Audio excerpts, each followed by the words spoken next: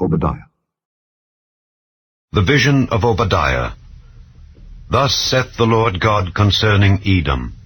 We have heard a rumor from the Lord, and an ambassador is sent among the heathen. Arise ye, and let us rise up against her in battle. Behold, I have made thee small among the heathen, thou art greatly despised. The pride of thine heart hath deceived thee, thou that dwellest in the clefts of the rock, whose habitation is high, that saith in his heart, Who shall bring me down to the ground? Though thou exalt thyself as the eagle, and though thou set thy nest among the stars, thence will I bring thee down, saith the Lord. If thieves came to thee, if robbers by night, how art thou cut off? Would they not have stolen till they had enough? If the grape-gatherers came to thee, would they not leave some grapes?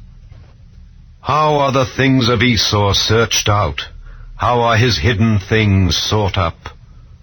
All the men of thy confederacy have brought thee even to the border. The men that were at peace with thee have deceived thee and prevailed against thee. They that eat thy bread have laid a wound under thee. There is none understanding in him. Shall I not in that day, saith the Lord, even destroy the wise men out of Edom, and understanding out of the mount of Esau? And thy mighty men, O Teman, shall be dismayed, to the end that every one of the mount of Esau may be cut off by slaughter. For thy violence against thy brother Jacob, shame shall cover thee, and thou shalt be cut off forever.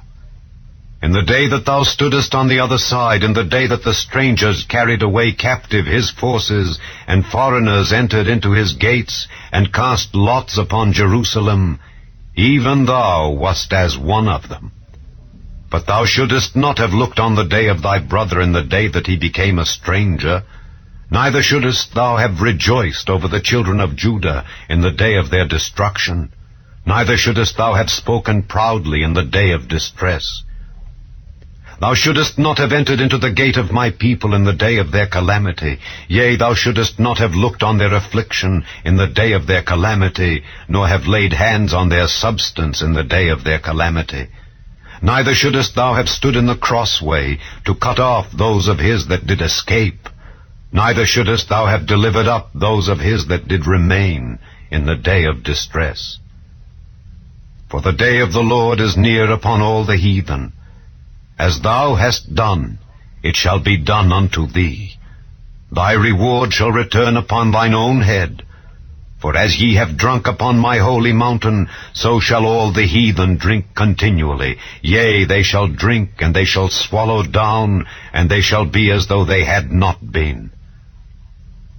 But upon Mount Zion shall be deliverance, and there shall be holiness, and the house of Jacob shall possess their possessions.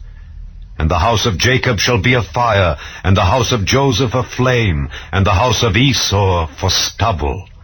And they shall kindle in them and devour them, and there shall not be any remaining of the house of Esau, for the Lord hath spoken it.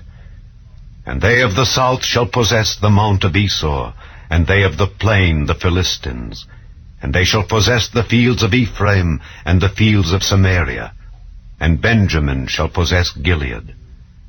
And the captivity of this host of the children of Israel shall possess that of the Canaanites, even unto Zarephath. And the captivity of Jerusalem, which is in Sepharad, shall possess the cities of the south. And Saviors shall come up on Mount Zion, to judge the mount of Esau, and the kingdom shall be the Lord's.